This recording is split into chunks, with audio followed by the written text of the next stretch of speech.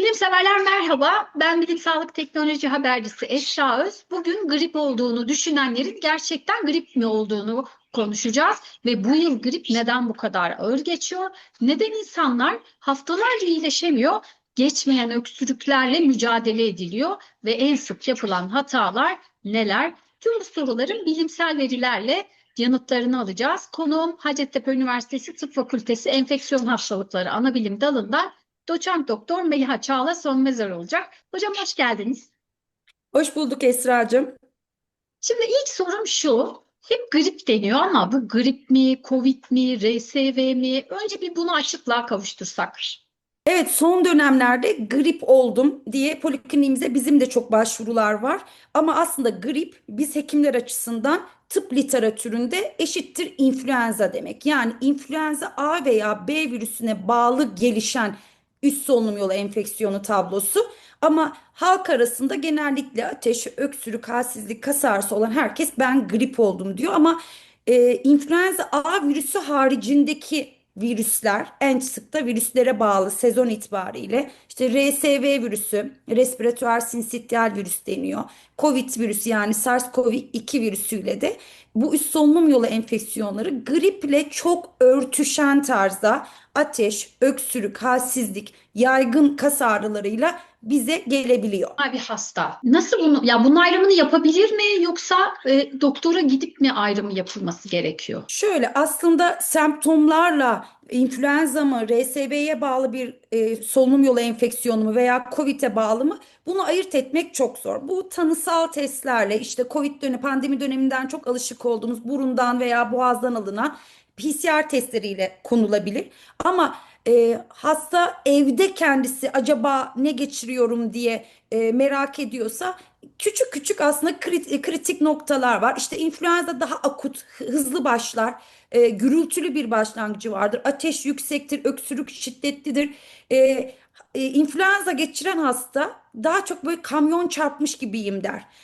Paçavra aslında tıp literatüründe de bu deyim vardır. Paçavra hastalığı. Bu influenza'yı daha çok telkin eder. RSV'ye bağlı solunum yolu enfeksiyonlarında biraz daha nefes darlığı ön plandadır. Ateş değil de öksürük, nefes darlığı, ses kısıklığı olabilir.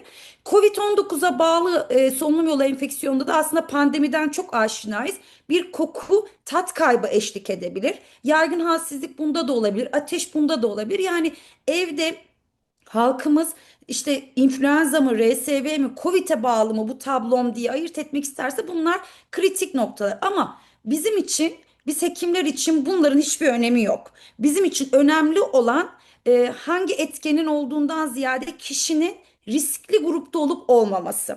Biz hekimler açısından ve halka da genelde poliklinik başvurularında veya acil başvurularında özellikle vurguladığımız bu. Riskli grup. Kimdir bizim için riskli grup? 65 yaş üstü, gebe, 5 yaş altı küçük çocuklar, yine 50 yaş üstü olup kronik hastalığı olan astımı, bronşiti, kalp yetmezliği, böbrek hastalığı gibi kronik hastalığı olan işte kanser gibi kemoterapi tedavisi alan bireyler benim için etken bağımsız olarak riskli grup olup semptomlarında ağırlaşma olduğunda hızla gelmesi gereken grup aslında. Peki hocam bu yıl grip neden bu kadar farklı? İnsanlar işte haftalarca iyileşemiyor, üst üste sanki arka arkaya yeniden hasta oluyor. Bağışıklık sistemimizde bir şeyler değişti mi? Ve geçmeyen bir öksürük var. Yani bu gerçekten benim başıma da geldi grip olduğumda. Geçmedi. Yani öksürük bir türlü geçmiyor. Grip geçiyor, halsizlik ve öksürük kalıyor. Neden geçmiyor? Bu da çok güzel bir soru. Hep polikliniğe üzerinden bir ay geçti. Benim öksürüğüm geçmedi ama buna bir çözüm bulun diye gelen hastalar var. İlk önce şundan bahsedelim. Neden ardı ardına grip tablosu gibiyiz veya üst solunum yolu enfeksiyonu gibiyiz diyelim. Aslında mevsim itibariyle Ekim sonu Kasım başı itibariyle başladı ve Mart sonuna kadar da bu devam edecek ve dünyada da dünya verilerine, dünya literatürüne baktığımızda da şu dönemde dolaşan virüsler var. İşte influenza A, B, RSV, Covid-19 gibi. Virüsler farklı, dolaşan virüsler farklı. Biz başlangıçta influenza ile enfekte olmuş olabiliriz. Tam iyileşeceğiz derken tekrar dolaşan, mevsimde dolaşan diğer virüsle enfekte olduysak işte bu kişi ben neden iyileşmiyorum, benim tablom neden iyileşmiyor diyebilir. Bu farklı dolaşan virüslerle farklı dönemlerde enfekte olmamızdan kaynaklanabilir. Bir diğer sorun öksürük. Bir de şu var yani öksürük genelde virüs tablosu, virüs enfeksiyonu geçtikten sonra 6 aya kadar uzayan vakalar var. Bunun çok tipik açıklaması şu. Virüsün enfeksiyona bağlı yani solunum yollarında yaptığı irritasyon, tahriş halk deyimiyle tahrişe bağlı bir dönem boyunca geniz akıntısı, burun akıntısı bu bölgeden salınan alerjik reaksiyona sebep olan bazı histamin gibi maddelerin sürekli öksürüğü tetiklemesiyle kaynaklı. Bu aslında bir bizim için beraberinde nefes darlığı, öksürük sonrası kusma, öksürük sonrası bilinç bulanıklığı gibi bir şey yoksa sadece öksürük tahriş eden kişi bunu çok rahat tarif eder aslında. Sadece öksürükse biz buna postviral öksürük diyoruz. Yani virüs enfeksiyonu sonrası gelişen öksürük diyoruz ve genelde 6 aya kadar uzayan olgular var ama bu incelenmeyecek bu beklediğimiz viral enfeksiyona bağlı tablo 6 ay sürecek diye kenara koymuyoruz hastalarımızı. Bunun akıbeti eşlik eden diğer semptomları önemli. Biraz önce saydığım semptomlar eşlik ediyorsa mutlaka öksürüğün başka nedenleri işte reflü, astım, bronşit, kalp yetmezliği gibi başka nedenlerinde araştırılması gerekiyor. Ama özellikle viral enfeksiyona bağlı geçirilen geçmeyen öksürük için biz hep şey diyoruz.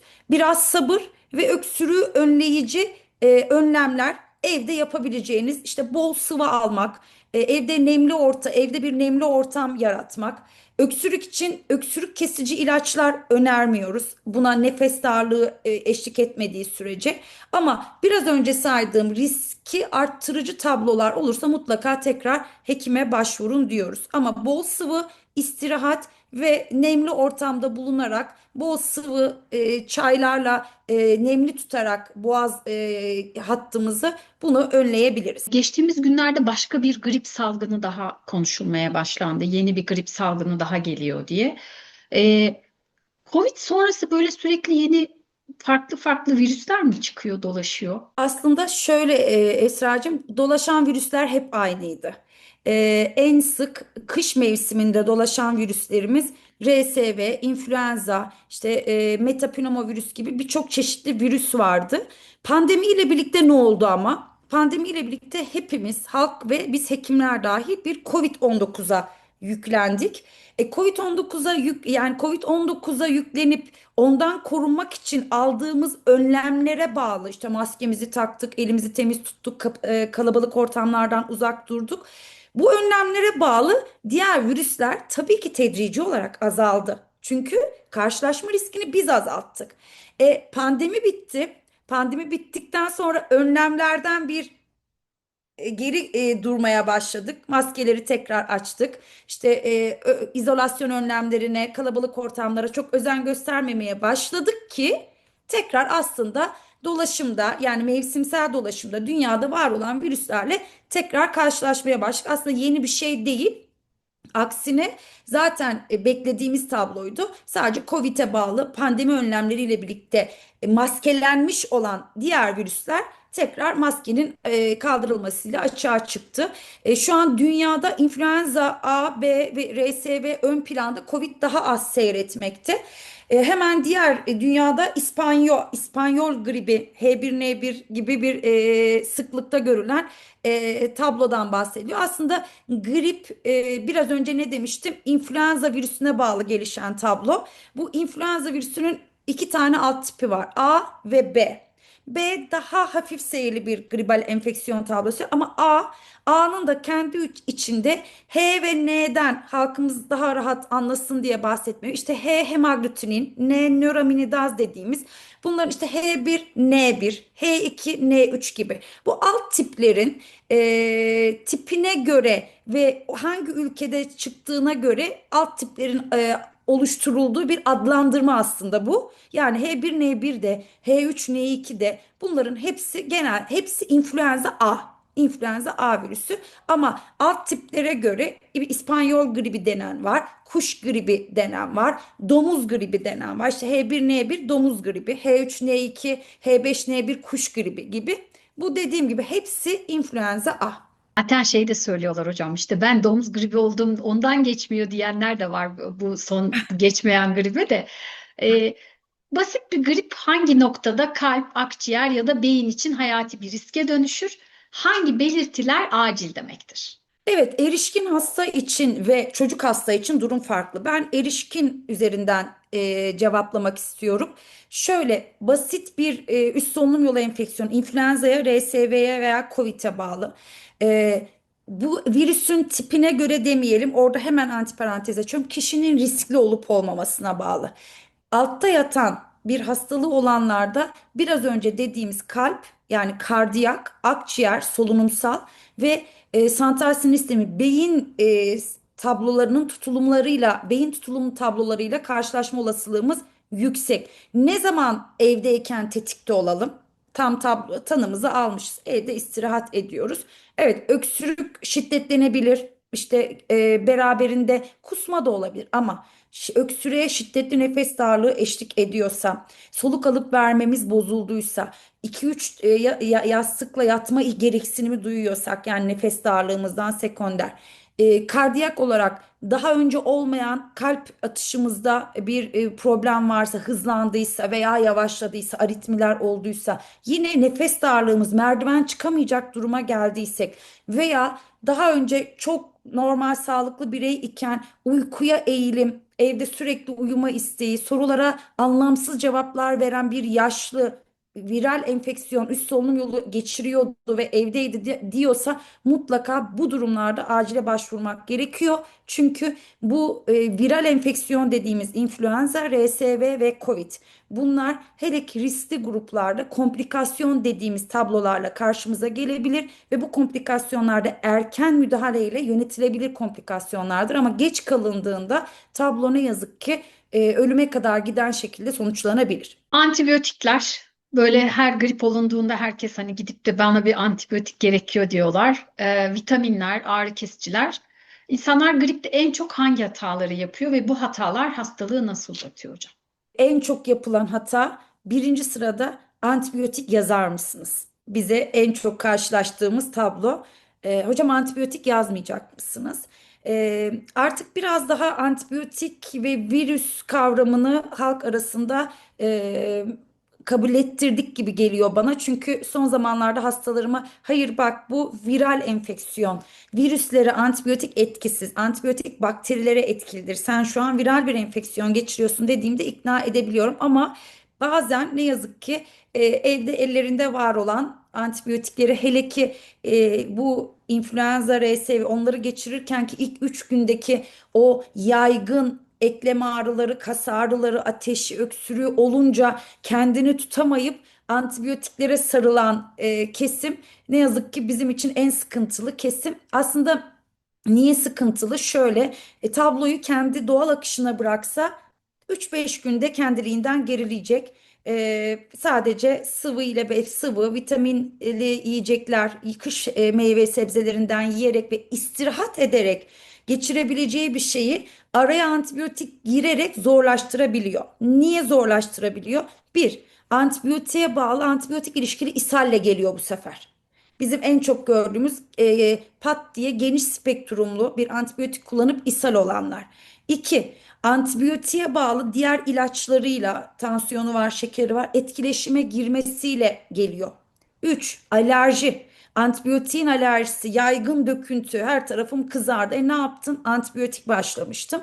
4, ki en önemlisi şu an dünyanın en çok konuştuğu antimikrobiyal yönetişim, yani uygunsuz antibiyotik kullanımının yarattığı sonuçlar dünyanın şu an gündemi.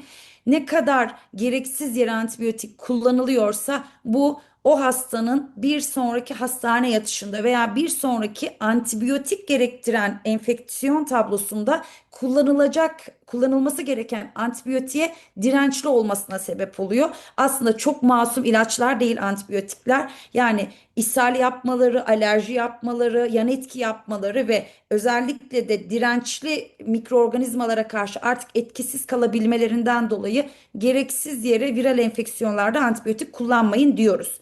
Ne yapalım peki? En güzel şey cevap istirahat. Kendiliğinden geçecek. Güzelce eve gidiyorsun, istirahat ediyorsun. Bol sıvı alıyorsun. Bol sıvınla birlikte işte C vitamini ağızdan almana gerek yok. Portakal ye, mandalina ye, kivi ye, sebze, taze sebze meyveden oluşan bir menü kendine oluştur. Ha, bir tane yanlış yapılanlardan bahsetmek istiyorum Esracığım. Mesela ateş. Ateşim düşürmeyeyim ateşi, terleyeyim. İşte terleyerek atacağım hastalığı diye direnen bir grubumuz var aslında. Mesela bunu da önermiyoruz. Mutlaka ateşle birlikte terleme ne oluyor? Ateşi belirli bir mesela diyoruz ki 38,5'un üzerine çıktığında ateş düşürücü kullanabilirsiniz diyoruz. Onu kullan ki hem ateş hem de siz terleyerek kaybettiğiniz sıvı kaybına bağlı bu sefer daha farklı tablolarla uğraşmak zorunda kalır. Direnmemek gerekiyor aslında bazı şeylere. Onun haricinde bir grupta tam tersi ateşimi de düşüreyim, ağrımı da keseyim diye dolu ağrı kesicileri bir arada alabiliyor. Bu da yanlış yapılanlardan bir tanesi. Belirli saat aralıklarla mümkünse 8 saat aralıkla aynı grup ateş düşürücü veya ağrı kesici alınmasını önermekteyiz. Birbirleriyle karıştırılması hem böbrek hem karaciğere yan etki açısından karşılaşacağımız tabloları zorlaştıracağı açısından önemli. Gribe yakalanmamak ya da daha hafif atlatmak için kesin olarak ne yapılmalı, ne yapılmamalı? Yakalandıktan sonra neler yapalım, sıvı mı alalım, şuna mı dikkat edelim? Bence en önemlisi bunlarla uğraşıp kendimizi yoracağımıza buna hiç yakalanmamak için aşı olalım. İnfluenza aşısı her yıl Ekim ayından itibaren piyasalara geliyor ve sağlık kuruluşlarında da rahatlıkla ulaşabileceğimiz şekilde mutlaka influenza aşınızı olun. Yine artık dünyada kullanıma girmiş, onay almış RSV aşısı da Türkiye'ye geldi. Belirli yaş grubunda riskli grupta olup RSV aşısını yaptırması gerekenler aşısını yaptırsın. Covid-19 için zaten pandemiden deneyimliyiz. Aşılarımızı çoğumuz olduk ama süre üzerinden geçtikçe Covid-19 dolaşımda daha fazla var oldukça o grupta da yine güçlendirici bir doz ek aşı önerilebilir ama en önemlisi aşılanın ve kendinizi koruyun diyoruz. Çok teşekkür ediyorum. Daha farklı bir konuyla tekrar sizi ağırlamayı çok isterim.